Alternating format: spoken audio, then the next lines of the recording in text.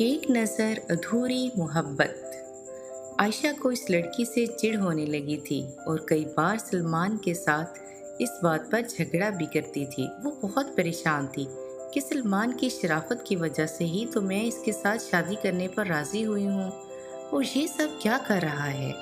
फिर आखिरकार आयशा ने कहा कि तुम अपने घर वालों को मेरे लिए कब भेजोगे। सलमान ने एक प्ले बॉय की तरह कुछ अल्फाज कहे जो इसके सीने में तीर की तरह चुभे। शादी के जवाब में सलमान ने कहा, इतनी जल्दी भी क्या है, तुम एक रात मेरे पास रुको, इसके बाद ही फैसला करते हैं कि जिंदगी भर तुम्हें अपनाऊं या ना अपनाऊं। और फिर अजीब अजीब सी हरकतें करने लगा और इसके करीब जाने लगा। आयशा को बहुत गुस्सा आया और सलमान को जोरदार थप्पड़ मारा और बोली, मुझे आज के बाद अपनी शक्ल मत दिखाना। मेरे तुम्हारे करीब आने की वजह भी यही थी कि तुम एक अच्छे इंसान हो, वरना तुम जैसे लुटेरे तो रोज आवारा सड़कों पर मिलते हैं, भूखे लोग, जिस्मों के पुजारी।